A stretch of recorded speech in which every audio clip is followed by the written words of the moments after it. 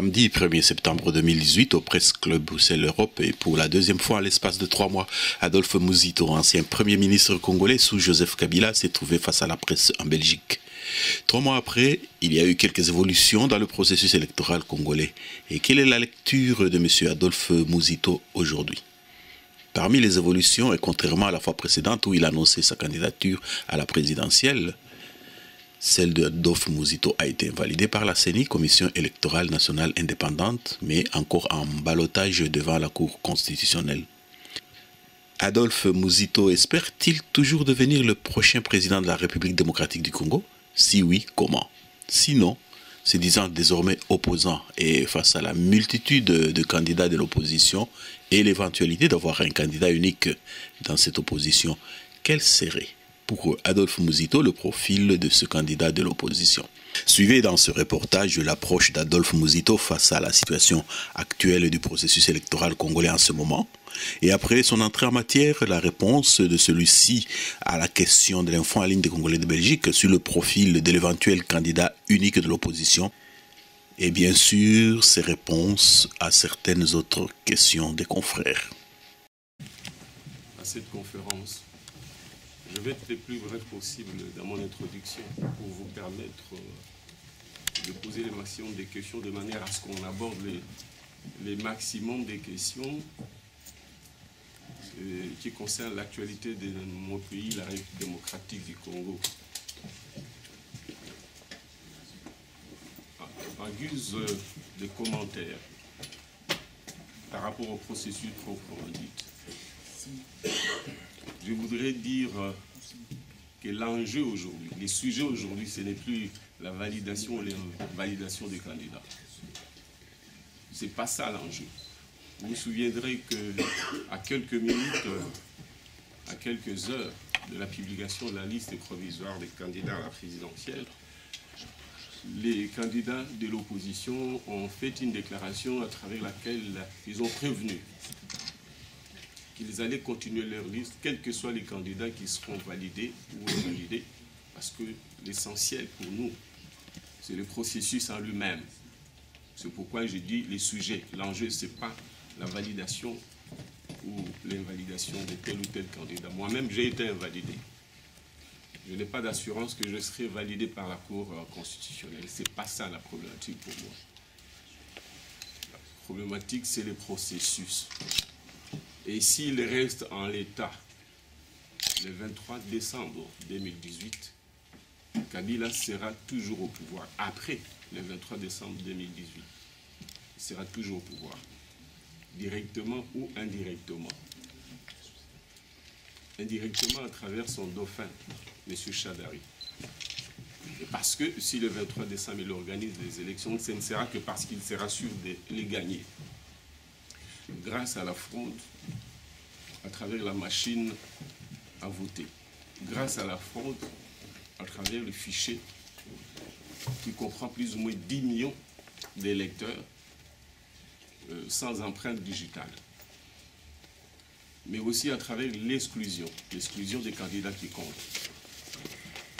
C'est pourquoi notre objectif, c'est les processus. La question qui se pose aujourd'hui par rapport à ces processus, et puisque tel qu'il est et tel qu'il continue, s'il doit continuer, Kabila va rester au pouvoir, comme je l'ai dit, parce qu'il ne pourra les organiser, ces élections, que s'il est sûr de les frauder.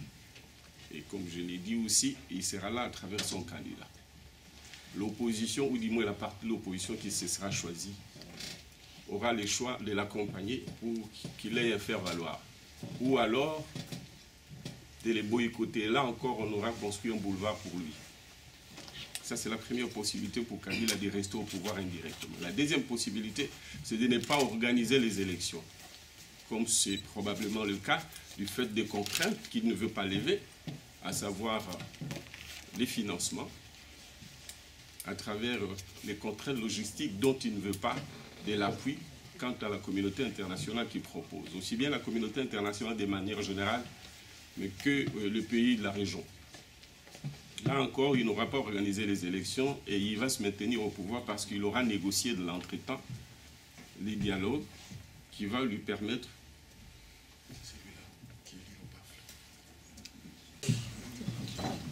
Donc, avec le dialogue, encore un dialogue qui sera sous son contrôle et dont il va dicter les tempos.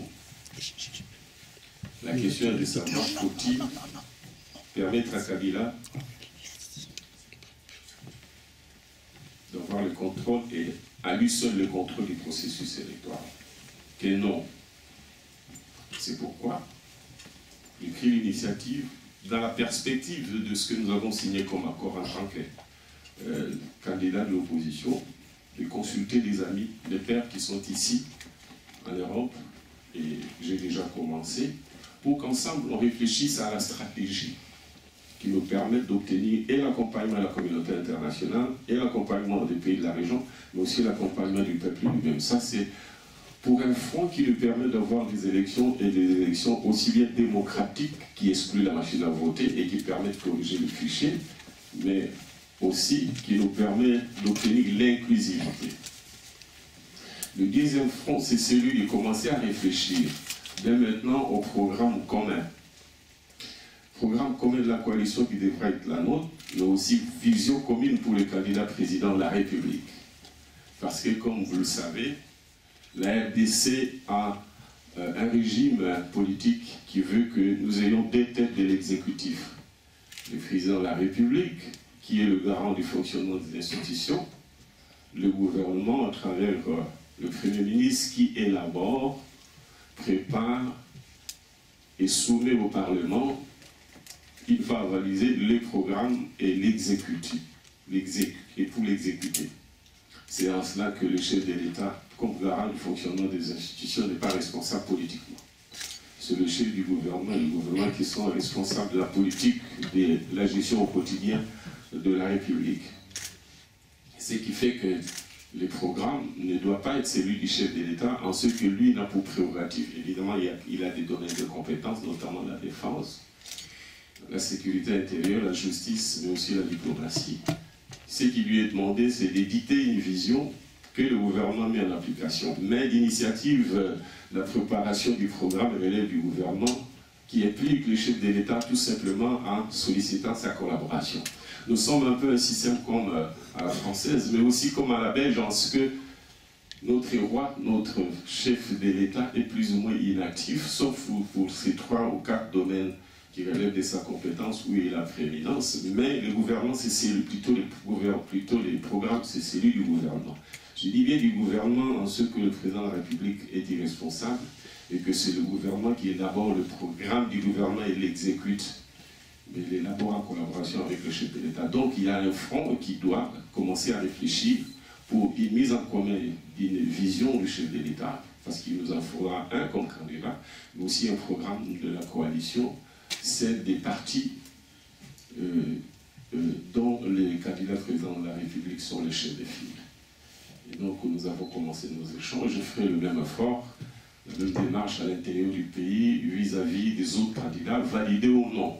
Parce que je considère que par rapport à notre objectif, c'est lui d'avoir des élections transparentes, inclusives, démocratiques. C'est un front qui concerne tout le monde. Il est possible que les candidats qui ont été validés soient amenés à considérer que la lutte est plus ou moins est gagnée, que non, de mon point de vue. Dans la mesure où ce que le président Kabila n'a fait que nous séparer, nous diviser, pour mieux nous abattre les uns après les autres. Parce que je ne vois pas un seul candidat de ceux qui sont validés, et c'est valable, y compris pour nous aussi, gagner et gagner seul. Donc on a besoin, face à un candidat unique du camp présidentiel, que nous ayons aussi un candidat unique, mais qui suppose qu'il ne s'agira pas du choix d'une personne, et qui devra remplacer une autre personne à la tête du pays, à savoir M. Kabila. Il s'agira d'une politique qui va remplacer la politique de M. Kabila, qui aujourd'hui a montré ses limites. C'est dans la perspective donc de ces deux fronts pour faire pression et obtenir de bonnes élections transparentes, exclusives, démocratiques, mais aussi pour les gagner une fois la perspective des élections se dessiner, pour qu'on les gagne, et qu'on les gagne sur fond d'une vision, d'un projet qui présuppose aussi que nous mettions d'accord sur ce que moi j'appelle fort de mon expérience de gouvernance les années antérieures, ce que j'appelle les contrats de gouvernance. Je crois que dans les discussions que je pourrais en dire un mot. Je suis à votre disposition, donc je ne vais pas être long. Je voudrais plutôt m'exprimer sur la base de vos questions. Ça me permet de mieux cibler les questions qui vous intéressent en tant que relais de la communauté nationale qu'internationale. Merci beaucoup. Bonjour, M. Mouzito. Ma première question, je relais un peu l'opinion des Congolais. Que répondez-vous à vos compatriotes qui disent que nos hommes politiques ont deux discours?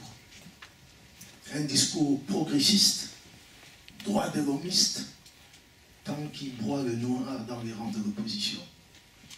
Et ce discours devient tout de suite conformiste, et voire conservateur, dès qu'ils arrivent au pouvoir. Ça, c'est la première question. Vous avez dit que, dans votre conférence de presse à Kinshasa, vous avez déclaré que la CENI est sous la botte du pouvoir de Joseph Kabila. Je viens d'entendre à l'instant même, vous avez répété pratiquement la même chose, je vous cite. La CENI est un instrument sous la botte de Kabila. La CENI a organisé les élections en 2006. Ce sont ces élections-là qui ont permis à M. Gizenga de devenir Premier ministre en 2007. La CENI a organisé encore les élections en 2011. Alors ma question est de savoir, à partir de quel moment avez-vous compris que la CENI était sous la botte de Joseph Kabila? Moi, quand j'étais au gouvernement comme chef de la coalition d'alors, chef du gouvernement, je n'étais pas un homme de discours, j'étais un homme d'action. Vous savez, notre pays et notre peuple ont un héritage presque séculaire, sinon plus. Sur le plan du développement, sur le plan de l'économie, sur le plan même de la gestion, sur le plan politique et institutionnel. Ce n'est pas lors d'un mandat qu'on atteint le plein emploi, ou si vous voulez, qu'on peut réaliser toutes les attentes du peuple. S'il vous faut 58 000 km de routes à construire, c'est les tracés coloniaux, 58 000 km de routes pour obtenir d'intérêt national et provincial, pour obtenir la fluidité. Aujourd'hui, on n'a que 3 000. Il faut donc 35 000 km à construire. On ne peut pas le faire en un quinquennat. Mais les Congolais, son attente, c'est de voir que la route passe dans chaque village. Et tous les villages, nous avons 145 territoires, 45 villes. Les chômages aujourd'hui, nous avons 90 millions d'habitants, plus ou moins 50 millions. C'est la population active, donc encline à travailler, à l'âge de travailler. Mais malheureusement, il n'y a que 10 millions en moyenne. Les statistiques sont discutables parce qu'on n'a pas d'instruments fiables assez propres. C'est l'ordre de grandeur. 10 millions, c'est-à-dire plus ou moins 20%. 80% ne travaillent pas. Pour le peuple, l'attente, c'est trouver du travail, non seulement aux 40 millions qui restent, mais aussi aux 10 millions qui s'ajoutent en 5 ans. Parce qu'en moyenne, c'est 2 millions de jeunes qui viennent sur le marché de l'emploi. Parce qu'on a un taux de croissance naturelle d'autant plus grand que finalement, ceux qui passent de 14 à 15-16 ans et rentrent dans la population active, c'est plus ou moins 1 million, 2 millions. Pour inverser la courbe, il faut créer 1 million, 2 millions d'emplois chaque année pour arrêter l'augmentation du chômage. Ce sont des défis qu'un gouvernement, à travers un quinquennat, ne peut pas atteindre. Qu'est-ce que je veux dire? Moi, j'ai réalisé plus ou moins les 80% des objectifs qui auront été le mien parce que j'étais un gouvernement des missions. Mais c'est largement en deçà des attentes. Que le peuple apprécie en disant, mais c'est pas grand-chose, je comprendrais, mais qu'un intellectuel qui sait quels sont les objectifs, c'est par rapport aux objectifs qu'on évalue les résultats, et par rapport au temps qui vous est imparti, aux moyens à votre disposition. Vous connaissez le budget de votre pays? Je présume qu'elle non. Et donc, j'ai obtenu l'annulation de la dette. Pendant tout mon quinquennat, il y a eu stabilité de la monnaie. C'est 4 milliards. Pardon? Oui, c'est 4 milliards. Qu'est-ce que vous faites avec 4 milliards? La Belgique est autour de 200 milliards hein, pour 10 millions d'habitants ou 11. Vous voyez? Je sais qu'il y a des candidats députés qui vous ont, plutôt candidats présents, qui vous ont promis un premier budget de 100 milliards de dollars. Je me pose la question. Quel est le cadre macroéconomique des références? Comment ils pourront partir des 4 milliards, je sais pas, d'une année à une autre pour atteindre 100 milliards l'année suivante? C'est ça le problème. C'est dans cette ambiance que vous vivez. C'est ça que vous mangez comme nourriture politique. Et donc, j'ai dit, je n'ai pas eu un discours mielleux parce que je n'en avais pas eu, j'étais plutôt dans l'action. Et après, j'ai changé d'attitude. D'ailleurs, mes tribunes ne portent que sur la critique par rapport à cette gouvernance. On sait qu'elle est sortie de la ligne. Quelle est la ligne essentielle? Pour transformer les entreprises publiques qui aujourd'hui plombent l'économie.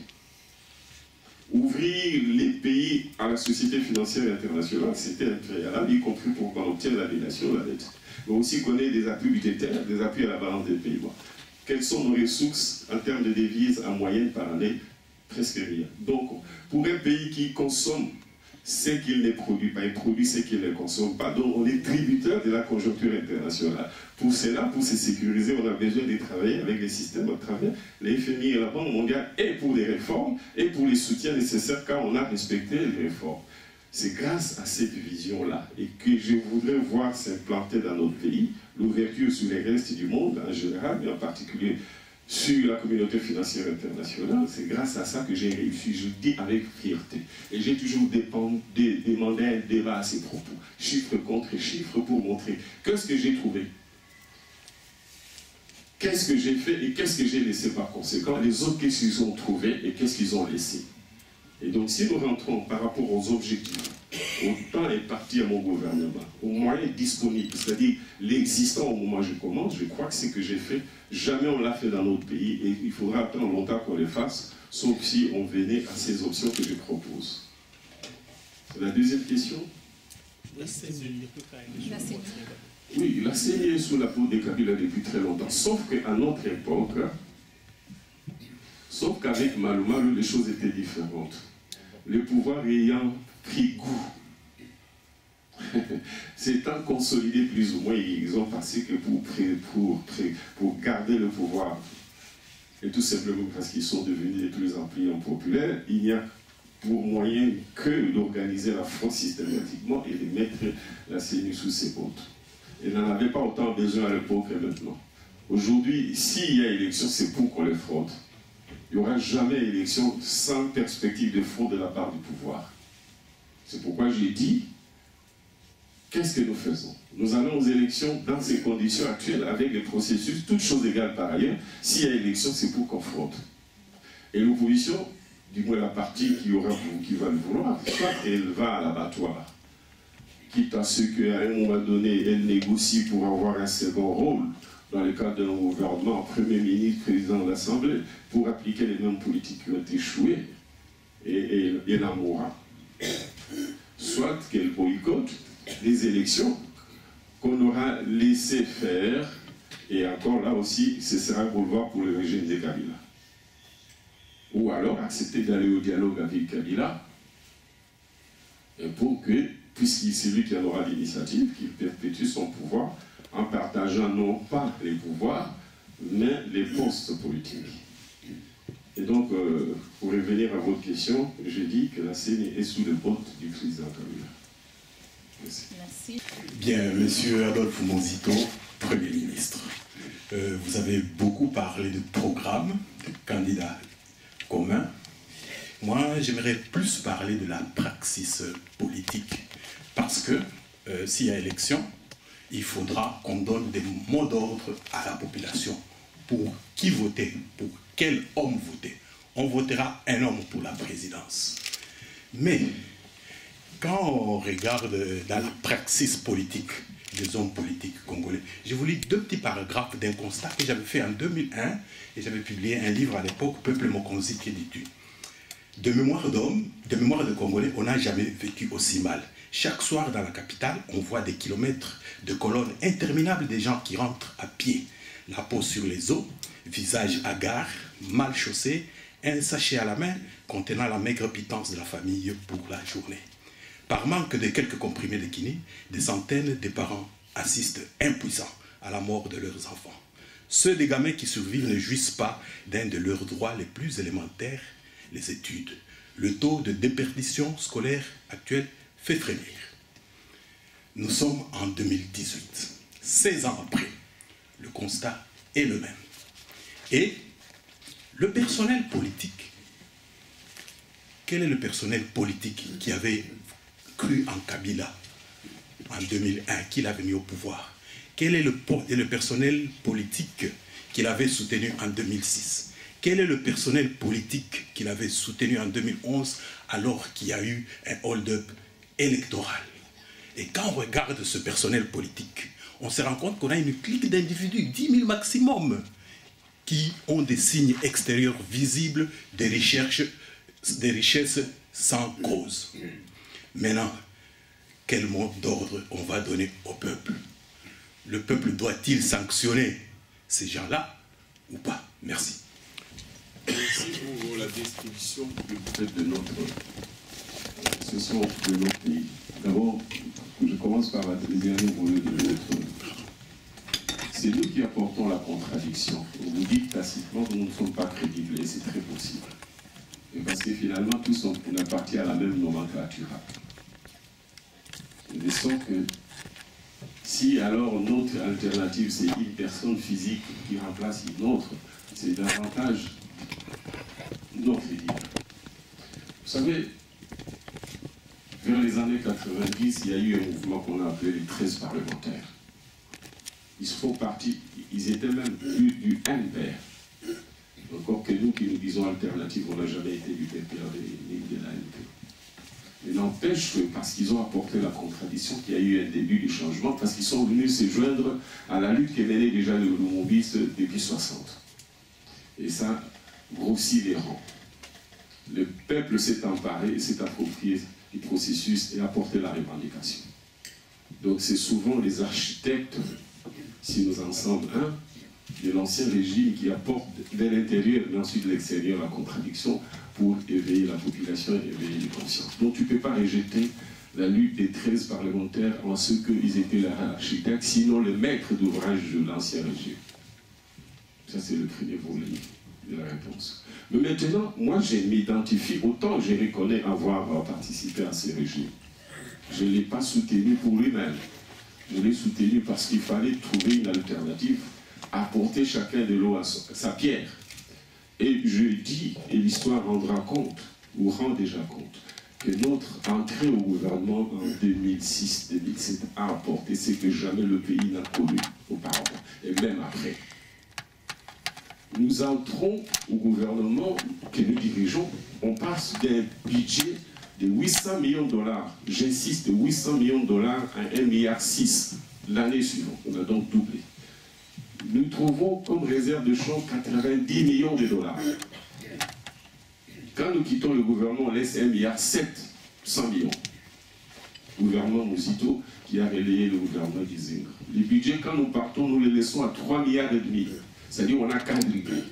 Les salaires de médecins, nous l'avons trouvé à 300 dollars, on l'a amené à 1 milliard, à 1,5 million. Les professeurs d'université, 200 millions, on l'a amené à 2 000 dollars.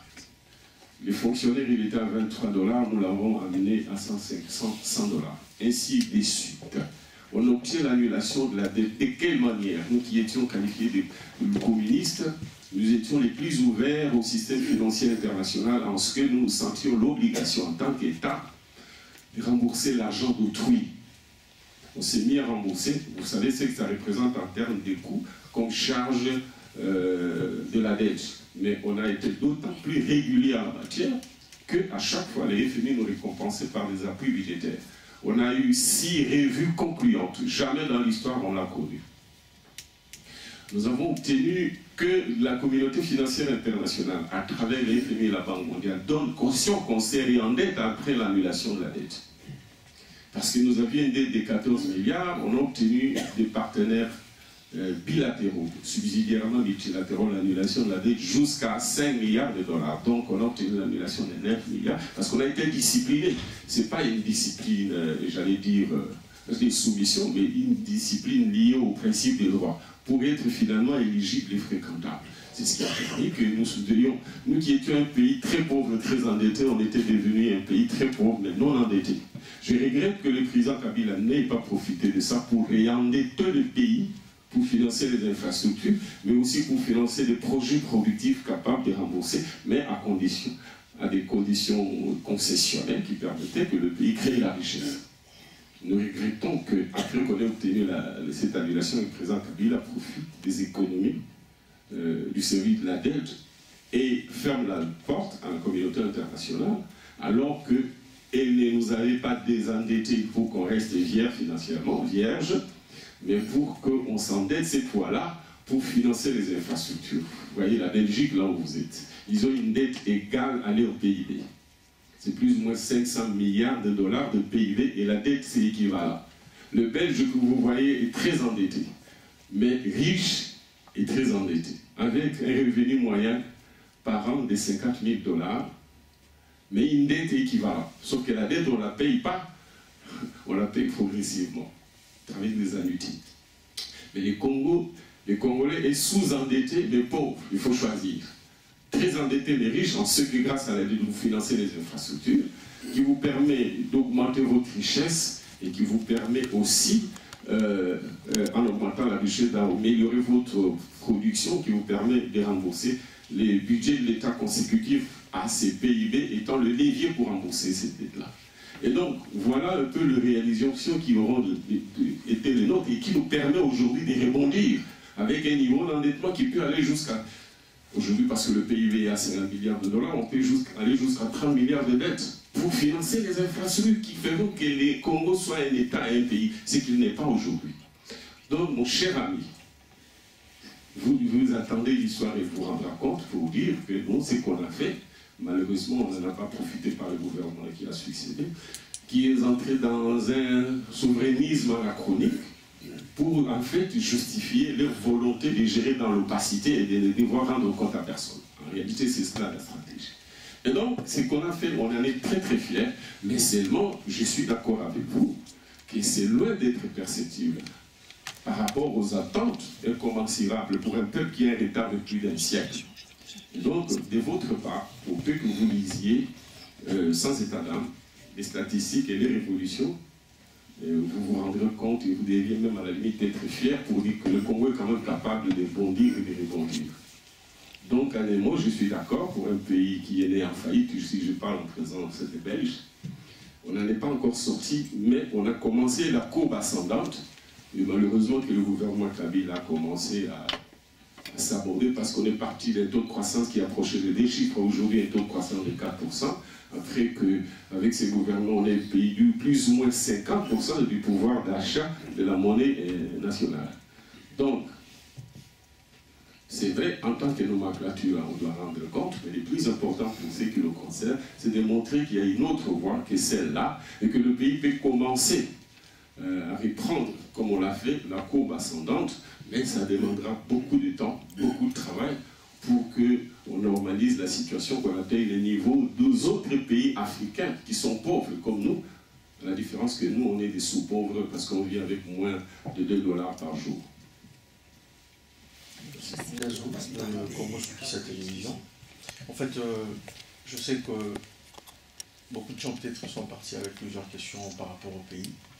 Moi, je vais d'abord commencer par la presse. Pourquoi? Parce que, en général, j'ai remarqué que nos politiciens congolais n'ont pas vraiment ce respect de la presse.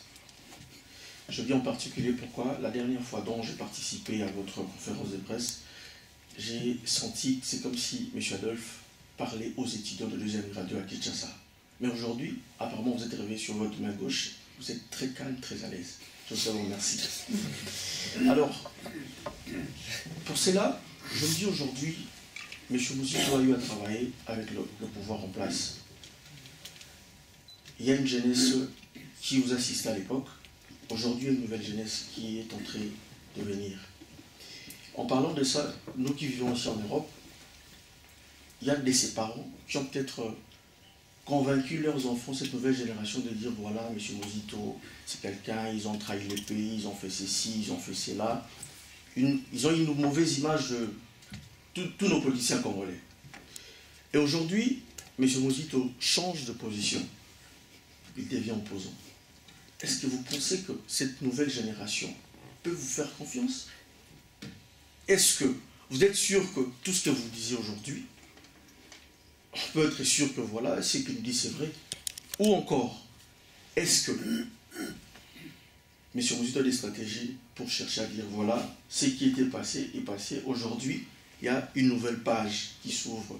Peut-être faites-nous confiance. Merci. Merci. Pas un statut éternel. Le fils de ce point de vue-là, je pouvais être opposition. si mon camp, si j'étais encore dans ce camp-là, venait à perdre les élections, et c'est qu'hier, c'est ça le paradoxe, c'est qu'hier était aux positions de devenir majorité. Mais ce qui est curieux chez nous, c'est que les gens, même quand ils sont opposants, ils entrent au pouvoir, ils arrivent au pouvoir, ils se disent toujours opposition. Mais ils ajoutent républicaine. On a une opposition républicaine au pouvoir. Et vous l'acceptez. Parce que vous, la presse, vous acceptez cela, vous ne critiquez pas. Mais maintenant, pour que ma position actuelle ait une certaine légitimité, il faut étudier de quelle manière j'ai été de la majorité, qui est toujours au pouvoir, qui pour moi est un pouvoir des faits, parce que n'ayant pas une majorité ni un programme sanctionné par le peuple, c'est une majorité des faits qui s'impose et qui mérite de ce fait que tout le monde s'y oppose. Et maintenant, comment moi je suis passé d'un statut à un autre, encore que ce n'est pas un statut? J'ai été dans cette majorité comme chef de gouvernement, chef de la coalition. J'ai eu des politiques publiques sanctionnées par un programme, mais que j'ai appliqué, les résultats sont là pour les esprits de bonne foi, pour peu qu'on ait lu, qu'on se soit intéressé en termes de chiffres. Et en ayant en parallèle, en perspective, les objectifs qui auront été le mien. Quand je quitte le gouvernement avec la fin de mon mandat, je suis député, militant de base, parce que j'ai plus eu de fonction dans la nouvelle majorité. J'ai commencé à faire les observations. Tout est parti des ateliers dans le cadre du cinquantenaire de mon parti, pour faire une évaluation et de notre action politique, et du pays pendant les 50 ans. Nous avons toujours commis le péché de dire 50 ans d'indépendance. Que ça n'a pas été 50 ans d'indépendance. 50 ans de subordination à un régime. C'est une contradiction qui est viscérale dans nos têtes. Et donc, atelier du Palou, on évalue l'action, on évalue où on en est du point de vue de la souveraineté du pays, souveraineté du peuple, ainsi de suite. Qu'est-ce qu'on a fait de nos richesses naturelles, quelle est la vision, les projets qui ont prévalu, etc. Ensuite, je suis passé aux tribunes où je faisais l'évaluation de l'action gouvernementale, en commençant par les politiques sur lesquelles cette majorité était fondée et la manière dont on les appliquait ou on ne les appliquait pas. Je faisais des propositions, des contre-propositions. On ne m'a pas suivi. On a gardé l'autarcie financière du pays en l'exposant à une instabilité parce qu'on est une économie extravertie. Si vous n'avez pas de ressources étrangères parce que les cours des matières venaient à baisser, si vous n'êtes pas en relais avec la Société financière internationale et ne vous soutient pas pour supporter la valeur de votre monnaie. On a perdu 40% de notre pouvoir d'achat en 6 mois à cause de la crise de 2016, alors qu'on mentait au pouvoir en disant notre économie est résiliente, alors qu'elle est une économie domaniale. Et donc, j'ai apporté de contradictions, on ne m'a pas suivi. J'ai fait des observations quant au fonctionnement des institutions. Pourquoi je parle aux amis actuels qu'il nous faut un contrat de gouvernance qui veut que les chefs de l'État que nous aurons désignés s'engagent à respecter l'indépendance du pouvoir législatif, en ce que le pouvoir législatif doit contrôler son gouvernement, qu'il ne soit pas là pour protéger son Premier ministre, qu'il respecte la justice et lui donne les moyens de son indépendance, qu'il décentralise comme le veut la Constitution à travers le régionalisme constitutionnel que nous avons obtenu difficilement, nous, unitaristes et nationalistes, en battant les fédéralistes qui sont encore là en train d'attendre que le pays rentre dans le fédéralisme parce que le régionalisme pour eux ne fonctionne pas. Alors que le régionalisme en lui-même n'est pas mauvais. C'est la pratique qui est mauvaise, en ce qu'on ne donne pas aux provinces leur autonomie, leurs prérogatives constitutionnelles, mais surtout les ressources dévolues par la Constitution. Et donc, voilà des thématiques, elles sont nombreuses, sur lesquelles j'ouvre le débat. Et il n'y a d'ailleurs personne, tout le monde... Les gens ne veulent pas aborder ces débats. On m'a dit par un ami de la présidence que c'est parce qu'ils n'avaient pas les moyens pour ces débats, ils n'avaient pas des armes. Voilà. Voilà pourquoi j'ai dit non au président Kabila. D'abord, il n'a pas organisé les élections, c'est une faute constitutionnelle. Ensuite, son gouvernement et lui-même, ils ont des mauvaises politiques. Ils sortent de la ligne politique et idéologique qui aura été la nôtre, à savoir qu'il faut privatiser les entreprises publiques aujourd'hui de plus en plus en faillite. Qu'il faut donner aux provinces les moyens de leur autonomie.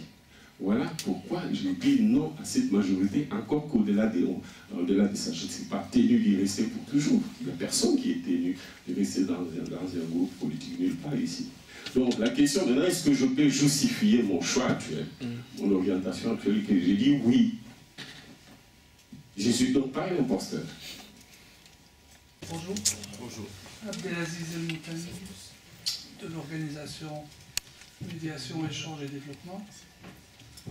Que vous soyez lumumbiste, on en est ravis, je pense que tout le monde est ravi dans la salle. Je ne l'ai pas appelé que Lumumba est mort pour ses idées. Ce qu'il disait, ça l'a tué. Je voulais savoir si vous pouviez... j'ai du mal à parler, je suis un peu malade, désolé. Vous comprenez, j'espère. Si vous pouviez avoir le courage, vous, quand je dis vous, c'est impersonnel, tous les candidats, ou tous ceux qui ont été validés, dont vous, par la CNI, est-ce que vous auriez le courage de ne pas être calculateur, de pouvoir annoncer le candidat que vous pourriez soutenir sans calcul, aujourd'hui par exemple?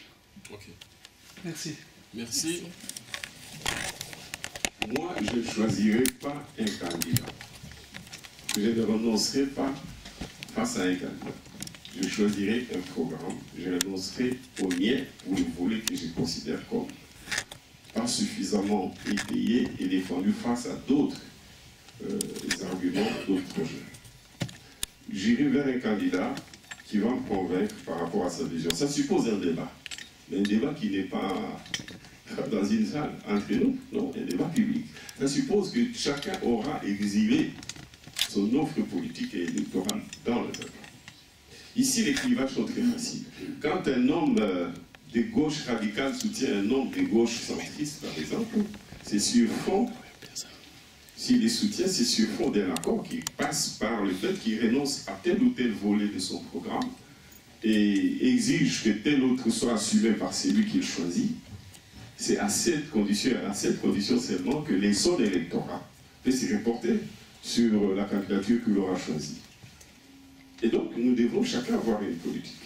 Et publiquement, énoncer, vendre ce programme public, pour que nos électorats respectifs retrouvent l'unité et une communauté à travers celui qui va assumer la synthèse. C'est très important pour moi. Mais aussi un contrat de gouvernance. Il faut qu'on se mette d'accord sur une espèce de profession de foi pour les candidats présidents de la République. Qu'est-ce qu'il doit respecter? Parce qu'au Congo, la légitimité du président de la République, je dis bien la légitimité, dès qu'il est lui-même avec 30%, il a la légalité totale. Mais sa légitimité est partagée à travers 3, 4, 5 candidats qui auront à travers les électorats respectifs qui sont généralement communautaristes. Moi, je pense de ceux qui font exception, parce qu'au-delà de ma communauté, j'allais dire linguistique, j'ai quand même un électorat national pour certaines catégories sociales. Peut-être qu'on aura le temps d'en parler. Et donc, il faut que ces candidats qui aient une légitimité partagée à travers 3, 4, 5 leaders, 3, 4 partis politiques, c'est sans l'obligation, reconnaissent qu'il doit respecter ses partenaires à chaque fois qu'ils lèvent l'option d'une réforme, sauf pour des réformes qui auront été arrêtées ensemble, et qu'il doit consulter sa base, que nous sommes, que nous serons, si ce n'est pas moi. Et donc, par exemple, respecter le Parlement, je l'ai dit. Respecter les principes, c'est que la diplomatie doit être dit pas une diplomatie des clientèles politiques ou de ses frères, c'est une diplomatie des professionnels, de cadres, des gens de carrière. Que l'armée, ce ne sera pas une armée tribale, et ce sera une armée républicaine. Que les nominations, la grande option politique que nous aurons arrêtées, notamment, quel rôle de l'État dans l'économie? Est-ce que c'est un État paternaliste, un État épicier, ou c'est un État qui n'intervient que par principe de subsidiarité en ce que l'activité productive relève du secteur privé? Ça suppose qu'on lève l'option sur les entreprises actuelles qui plombent l'économie, les entreprises publiques. Voilà toutes ces questions sur lesquelles, en termes de vision, nous nous conviendrons. Et uniquement sur cette base que je choisirai, c'est lui qui aura, sur fond d'un programme qu'on aura partagé et discuté, qui sera le meilleur à porter ce programme. Étant donné que ce pouvoir, c'est vrai qu'il est le président, c'est celui qui garantit les fonctionnements, mais il y a d'autres institutions dans lesquelles je pourrais jouer un rôle. Ce sera un des gages pour être sûr que le président, en collaboration avec le Premier ministre et le Parlement, ils géreront le pays de telle manière ou de telle autre. Donc pour moi, par question d'un individu, avant qu'on se soit mis d'accord sur un programme, Bonjour. C'est M. Zéble Congo, je suis analyste politique et je suis très content que nos chemins se croisent toujours. M. Mouzito, je vais d'abord vous rappeler, en Lingala, au Kenya, vous aviez mal. Il y a 2 ans, vous étiez ici en Belgique, si vous vous souvenez. Je vous ai posé 3 questions. Vous n'avez répondu à aucune. Monsieur Mouzito, maintenant vous m'avez. Je vous suivrai partout jusqu'à ce que vous allez répondre à mes questions. Je suis très sérieux parce que vous êtes très fort en théorie. Je le sens. Mais il y a un domaine, chaque fois qu'on touche, vous ne donnez aucun détail, vous semblez ne pas répondre. Alors avant de commencer ma question, en fait, ce n'est qu'une introduction. Qui vous fait plus peur? Kabila ou Kagame? Parce que vous n'aimez pas parler de la sécurité. Vous n'aimez pas parler de l'influence du Rwanda négative sur le plan sécuritaire. Vous fuyez toujours. Je vous rappelle une première question que je vous ai posée il y a 2 ans. J'ai fait une petite étude. Et aujourd'hui, je vais vous citer le nom de quelqu'un. Il existe dans la présidence rwandaise un bureau qui s'appelle Office of Congo. Vous étiez Premier ministre du Congo. Je vous avais demandé, est-ce que vous le saviez? Vous m'aviez dit non. Moi, si j'avais des détails que je vous donne, ça c'est votre parole. Est-ce que cette réponse peut venir d'un Premier ministre? Parce que, je vous le dis ici, il y a un politicien belge ici, une certaine dame Maria Renat, qui l'a aussi relayé dans certaines conférences. Monsieur Mouzito, tout ce que vous allez donner comme théorie, vous savez très bien que s'il n'y a pas de sécurité, rien ne va se passer. Vous savez aussi que vous allez avoir un sérieux problème des mercenaires en RDC. J'avais présenté une émission sur la Bralima il y a quelques années où j'ai montré les différentes compagnies des mercenaires liées aux multinationales qui sont sur le territoire congolais. Je vous donne comme ça au hasard certains exemples. Executive Outcomes, vous savez que c'est sud-africain. Ils exploitent les minerais, ils sont chez nous. Ils ont une branche armée que un de vos ministres vient d'appeler les vigiles. Ce ne sont pas des vigiles. Il y a Saracen International, que vous connaissez, qui appartient aux frères du président Museveni. Ces gens-là sèment le désordre chez nous. Et d'ailleurs, c'est eux qui protègent les sites de la Bralima. Et aujourd'hui, vous savez qu'un de votre ami opposant a été écarté ou empêché de rentrer au pays pour soi-disant le problème de mercenariat. Mais vous saviez que M. Kabila a beaucoup de contrats avec des mercenaires chez nous. S'il faut citer, je citerai plus de 17 compagnies que vous appelez des sociétés de sécurité privée. Or, en vrai terme, ce sont des mercenaires qui sont chez nous. Vous nous faites de belles théories économiques. Mais comment comptiez-vous, en tant que candidat bien que malheureux, défendre ce pays avec tous ces mercenaires? Et vous savez que ces mercenaires sont à la base de ce qu'on appelle des rébellions chez nous. C'est eux qui amènent des armes. Là, si vous voulez la théorie, je vous remonte même jusqu'aux années 90 avec M. Tony Blair. Donc vous sentez que notre vrai problème, c'est sécuritaire. Mais vous n'avez jamais parlé de l'influence négative de Kagame et de tous ces officiers rwandais que nous avons chez nous. Vous le savez, l'autre est à ces pays comme Tangada. Mais vous savez que celui qui était votre président aussi, il y a toutes les preuves, on fouille et je fouille, qu'il est passé par, comment j'ai dit, le parti de Kagame. Et ça, ce sont des dossiers qui sont très sensibles pour le Congolais. Et vous semblez fuir, vous n'aimez pas condamner les pays voisins. M. Mouzito, pourquoi? Merci. Dernière question, il y a un... S'il vous plaît, je réponds à celle-là. Peut-être que vous voulez que j'ai la même émotion légitime que vous avez pour que vous me trouviez solidaire en tant que compatriote. J'ai parlé abondamment de la sécurité tout à l'heure en disant c'est nous les problèmes d'abord. C'est pas eux, c'est nous qui sommes faibles. Vous connaissez le budget de l'armée? D'abord en partant du budget du pays, qu'on tire comme agrégat de la richesse globale. Et répondant à une question de savoir quels sont mes objectifs, j'ai dit délibérément que mon premier objectif c'est l'économie, mon deuxième objectif c'est l'économie, mon troisième objectif c'est l'économie, mon quatrième objectif c'est l'économie. Je l'ai dit délibérément. La sécurité c'est une dépense et non pas une production. Si vous avez un bon budget. Mais d'abord, le préalable, c'est qu'il faut être sain, pas de complicité avec ce monde de la mafia.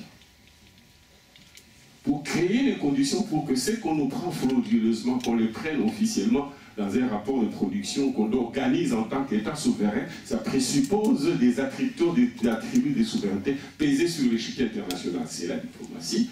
Être capable de défendre son territoire et son richesse, c'est l'armée, c'est la sécurité. Il faut des finances et des bonnes finances. Sinon, on se plaindra toujours. Vous allez attendre de moi, je vous dis franchement, au pays, il y a des mercenaires, il y a Kabila, il y a Kagame, il veut que je plus riche comme toi, légitimement, mais ce n'est pas mon rôle. Mon rôle, c'est de mes responsabilités face à ces défis. Quand je dis le problème, ce n'est pas eux. Comme dans le règne animal, quand vous êtes petit, on vous bouffe par le grand, et le grand ne vit qu'en bouffant le petit. Il faut faire en sorte qu'on ne soit pas petit. Et nous avons les potentiels économiques nécessaires pour relever ces défis-là de sécurité, mais en passant par le défi économique. C'est vrai qu'il faut aller avec le 2. Et moi, je crois que fondamentalement, nous pouvons passer d'un budget de 4,5 milliards aujourd'hui en prévision, je crois que c'est 3,5 en réalisation, un budget de 10 milliards et mettre 1 milliard dans la défense. C'est ça ma démarche comme responsable. C'est pas pleurnicher, je me suis beaucoup. Vous avez déjà la parole. Est-ce que vous pensez que dans les 3 mois qui resteront, il sera possible pour l'opposition de trouver, de s'accorder sur un candidat commun, connaissant les égos des uns et des autres, d'une part, et alors d'autre part, vous avez dit que vous veniez en Belgique pour rencontrer, ou en Europe, pour rencontrer vos pairs. Est-ce que vous pourriez être un peu plus explicite sur les personnes que vous avez rencontrées? Moi, je vais y aller, j'aboutirai à un programme en faisant la synthèse, mais je pars des composants de mon programme par secteur. Je prendrai une semaine ou un peu plus dans le cadre du conclave de ma plateforme. Pour dire qu'est-ce que je pense de la sécurité, d'abord quel est l'état des lieux, et puis quelle est la vision, et quels sont les instruments en termes programmatiques. Je discute déjà avec les amis j'ai fait une espèce de terme de référence pour que chacun de nous réponde ce qu'il pense des différents chapitres de ce programme et qui pourront d'ailleurs enrichir en termes de référence. Mais tout ceci doit se faire à haute voix et publiquement. Le peuple doit assumer le programme, doit savoir qui pense quoi, qui a quel diagnostic. À 1 an, plutôt à 1 mois des élections, nous pourrions déjà aller vers la synthèse et le peuple fera une idée de nous. Chacun sa lecture de la situation et ses propositions comme alternative aux politiques publiques qui ont échoué et les résultats sont clairs là-dessus. Donc c'est un processus. Et j'insiste sur le fait qu'il ne s'agira pas de choisir un candidat. Il s'agira de choisir un programme et c'est lui qui va le porter devrait être le meilleur d'entre nous. Et puis, candidat unique, oui, mais aussi gouvernement sur fond d'un programme unique avec le parti qui peut le piloter. Qui apporte quoi? Il faut mettre en commun les chances de chacun d'apporter un électorat. Quel électorat de qui? Et pour qu'il puisse nous faire gagner. C'est cette démarche-là que je compte construire. Et je ne pense pas que ces idées soient les miennes à moi seul. Ils sont nombreux sûrement qui ont la même approche avec moi. Nous insistons beaucoup sur le programme. Oui? Quant à vos rencontres? Moi, mes rencontres, j'ai été avec M. Katoumi il y a 2 jours, je vais être avec Jean-Pierre Bemba dans 2 jours, et puis j'irai au pays, je verrai Tshisekedi que je vois habituellement, et bien d'autres.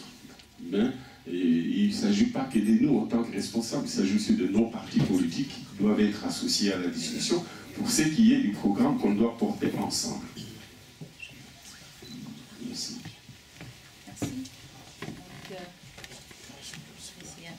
Je vais privilégier un peu les personnes qui n'ont pas encore parlé et je reviens à vous. Vous aviez une deuxième question, je ne vous ai pas oublié, M. Sonika. Monsieur Moussaou. Merci.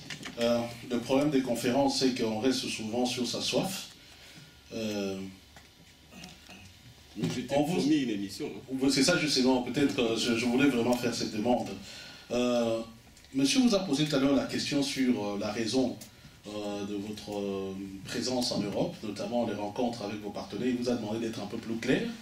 Vous ne l'avez pas été. Mais on se souvient quand Félix Tshisekedi dépose sa candidature, il a parlé d'une rencontre des opposants en septembre. Il s'est fait que nous sommes en septembre. Est-ce que vous n'êtes pas là pour ça? Un peu une sorte de Genval bis, ou peut-être on trouvera un autre terme. Et nous avons un bruit qui court que vous pourriez vous rencontrer le 4 septembre. Vous confirmez ou pas? Deuxième petite question, la question de la nationalité, vous avez été plus clair, mais votre successeur, bon, peut-être pas direct, Bali Banga, a trouvé une parade, peut-être comme solution, un test d'ADN. Est-ce que vous le soutenez dans cette démarche? Vous avez parlé d'endettement pour financer les infrastructures. Très bien. Mais peut-être il y a un côté que vous n'évoquez pas aussi très souvent, c'est que nous n'allons pas endetter les futures générations si l'argent ne sert pas à financer réellement les infrastructures. Parce que quand on s'endette, ou même quand on ne s'endette pas, on a un peu d'argent, ce qu'on a constaté, c'est que l'argent finit dans les poches des individus. Nous avons de monsieur 10%, de monsieur 30%, et ainsi de suite. Est-ce que vous pensez que le gouvernement ou l'homme congolais tel qu'il se présente aujourd'hui est habilité à endetter ou à s'endetter pour le pays, alors que l'argent va dans la poche des individus? Et enfin... Non, s'il vous plaît, laissez-moi répondre. Hein. Vous pourriez... Honnêtement, non. Moi, quand je dis... D'abord, il faut savoir une chose. Il n'y a personne aujourd'hui qui vous prête l'argent sans être sûr de sa bonne gestion. Personne ne vous donne l'argent aux conditions financières qui ne sont pas compatibles avec les projets que vous voulez financer. Et sa relation en termes d'effets internes ou en termes d'avantages coût-bénéfice. Donc, cet endettement massif que je préconise pour le Congo, c'est sous l'égide de la communauté financière internationale, avec les coachs du FMI et de la Banque mondiale. Moi, je veux un endettement sain en termes de ces conditions financières qui soient les plus concessionnelles possibles. Je ne peux pas m'endetter, emprunter 1 milliard pour rembourser dans 1 an à des conditions de 10% pour un projet qui ne peut produire que 5%. L'endette enrichit si les conditions auxquelles vous empruntez sont en dessous de l'intérêt que cet argent peut produire à travers le projet qu'il finance. Voilà. Donc, FMI, nous allons gérer cette dette avec eux au profit de projets qu'on aura étudiés et dont on obtiendra des ravals à travers les prêteurs, etc. Maintenant, il faut faire la différence entre les principes même qui veulent qu'on s'endette parce qu'on a rempli les conditions d'endettement en termes de notre... On prend 2 ou 3 ratios. Les PIB, il est de 50 milliards en moyenne, notre dette est à 6 milliards, on est en dessous de 10% de notre dette et de notre PIB. Les Congos au-delà de 100%, Congo-Brazzaville. Le Sénégal approche les 80%. Nous, on est à plus ou moins 10%. On peut aller jusqu'à 50%. C'est-à-dire qu'on voit une dette qui, globalement, chiffrerait à 25 milliards, avec possibilité que le PIB monte les 5 années suivantes et améliore nos conditions, et d'endettement et de remboursement. Nous avons un budget qui approche les 4 milliards. On peut utiliser 1 milliard au service de la dette. Aujourd'hui, on dépense que 200 millions au titre des services pour la dette actuelle qui se chiffre à 6 milliards. Donc, peut dire le pays, et nous ne pourrons pas financer les infrastructures qui sont un préalable pour toute croissance vraie, diversifiée et robuste, sans recourir à la dette, sans évidemment aussi recourir sous plusieurs formes. On a l'endette où on obtient les financements engageant nos actifs géologiques qui sont importants. Sachez qu'on est autour de 4 000 milliards qui représentent nos actifs géologiques, dont la moitié, c'est les gisements de fer. Et donc, on a cette capacité d'endettement. On peut gager les trésors publics, on peut donner en gage nos actifs minimes, quitte à obtenir leur certification, etc. Mais maintenant, ces principes-là, on ne peut pas y renoncer parce qu'on n'est pas sûr de la gestion de cette dette. Nous aurons, et moi je veux toujours travailler avec la communauté internationale qui surveille nos comptes pour être éligible à la dette de la communauté financière internationale. Ceux qui ont l'argent sont organisés. Vous ne pouvez pas l'obtenir si vous n'ouvrez pas vos comptes aux grands gendarmes financiers du monde qu'est le FMI avec son compagnon qui est la Banque mondiale. L'autre volet de la question. ADN, soutenez-vous Non, mais ça, ce sont des détails. Moi, je n'entre pas dans ces débats. Ça, c'est pas politique. Excusez-moi. Oui. Posez-moi une question. La rencontre avec l'opposition. J'aimerais le dire, c'est possible, Jean bon. Ça se passe comme ça, mais il faut savoir que la Belgique est en difficulté avec le gouvernement congolais. Pour moi, ce ne sont pas difficultés. C'est vrai que les Congos, les Congos et la Belgique, c'est au-delà même des institutions qui passent. Nous avons une dernière question, M. Chekita. Oui. J'espère que le fil va arriver. Oui, merci. Une première question d'actualité. Nous avons appris, si vous pouvez le confirmer ou pas, le décès de Mme Bakassa. Si cela est vrai, voulez-vous le confirmer, ne serait-ce que pour rendre hommage à son travail dans votre parti et nous parler un peu d'elle? La dernière question, ici, on va aux élections et au prorata des sièges gagnés au Parlement, on se réunit, on fait un programme de gouvernement. Vous allez faire le contraire. Comment est-ce que vous allez allier les aspirations du peuple avec le fait d'avoir un programme avant? Merci. Madame Thérèse Bakassel est décédée, que son âme repose en paix. C'était une femme courageuse qui a joué un rôle important dans le développement de notre parti. À un moment donné, il a eu des divergences avec le parti, et ce n'est pas la première ni la dernière. De votre ancien parti? De mon ancien parti. Vous savez, dans la tête, là, c'est trop compliqué. Vous êtes en compliqué, c'est la tête. Je n'ai connu que ces partis-là, vous allez me comprendre. Alors donc, c'est un peu ça. Voilà, nous regrettons tous que la nature ait décidé ici. Alors, par rapport à votre deuxième question, non. C'est pas parce que le gouvernement a été formé et qu'il prépare le gouvernement. Non, non, non. Les programmes existent préalablement. Chaque cadre, chaque militant porte le programme, ou du moins les axes essentiels. Tout part de l'idéologie du projet de société. Et chaque parti, il faut arriver à la synthèse. Maintenant, la mise en place du programme du point de vue technique, ça relève des gens qui sont choisis au gouvernement. Là, il faut quelque chose de programmatique, de plus concret, de plus technique en partant de ce qu'ils ont comme dont ils héritent en termes de comptes publics de l'État. C'est pourquoi moi, je suis surpris de constater qu'il y a des candidats qui parlent d'un budget de 100 milliards de dollars au courant de leur quinquennat. Sans partir de chiffres existants, c'est que notre PIB est même inférieur au budget qui préconise les 5 prochaines années à partir de 2018. Notre budget en ressources propres est de 4,5 milliards en prévision. J'ai peur que ce ne soit 3,5 milliards à la fin. Et que par conséquent, il sera difficile de passer des 3,5 milliards de budget ou de 4 milliards en ressources propres à un budget de 100 milliards d'un exercice à l'autre. Si nous travaillons, parce qu'on n'est pas seul au monde, les partenaires internationaux dont nous attendons qu'ils nous prêtent l'argent ne vont nous le prêter que si nos comptes sont fiables. Nous ne pourrons pas les convaincre qu'il y aura un effort des services fiscaux et autres, qui permettra qu'on passe de 4 milliards en 2018 à 100 milliards en 2019. Et quel effort on fera? Cet argent, on va le collecter sur fond de quel PIB? Puisque le PIB lui-même a 50 milliards. C'est un chiffre qui est internationalement connu. D'où il faut dès maintenant nous mettre d'accord sur les chiffres et les cadrages macroéconomiques des références qui va sous-tendre notre programme. Donc, un candidat commun signifie aussi des chiffres communs. Parce que moi, je n'accepte pas d'avoir le soutien de quelqu'un qui a un tel budget parce qu'il va me demander de les réaliser. Parce qu'il va me dire, faites la pression fiscale de 25%, alors qu'aujourd'hui, on est à 9% de prélèvement fiscal avec notre administration actuelle. Je n'accepte pas qu'on me dise qu'on puisse faire un taux de croissance de 25% là, en partant d'un taux de croissance de 4,2% aujourd'hui. Sauf si on démontre que les chiffres actuels ne sont pas faux et qu'ils sont proches de 25%. Voilà l'objet des discussions, justement. Merci beaucoup, Monsieur le Premier ministre. Puis-je me permettre de poser une dernière question?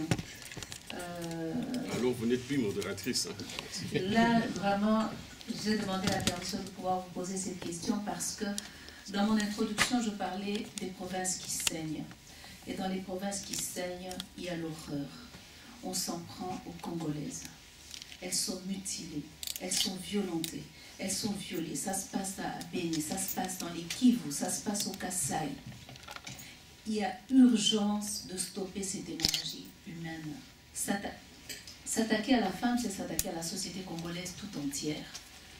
Et alors, je voulais savoir quelle place occupe cette préoccupation dans votre programme et à quel degré d'urgence ou des priorités vous placez cette thématique, cette problématique, parce qu'il faut stopper, vraiment stopper. Merci. Merci, madame. J'ai la même émotion que vous, mais je ne vais pas me limiter à l'émotion. Il faut agir et vite, mais pour le faire durablement, il faut des bonnes finances, une bonne économie. C'est parce que l'État, justement, a disparu. Il a disparu du point de vue technique, du point de vue administratif, mais surtout du point de vue économique, que tout ceci nous arrive. Il faut travailler à réhabiliter l'État, ça passe par l'économie. Les règles, c'est des sentiments qui vont nous permettre de mieux faire les choses et de les placer en ordre des priorités comme cela s'impose. Merci. Des femmes, donc j'évolue avec la modératrice dans le réseau des femmes congolaises pour la paix, la justice et pour la problématique des femmes. En 2006, lors des premières élections, nous avons travaillé pour essayer de porter les femmes sur les listes électorales pour pouvoir avoir l'effectivité de cette parité qui malheureusement n'a pas eu le succès qu'on escomptait.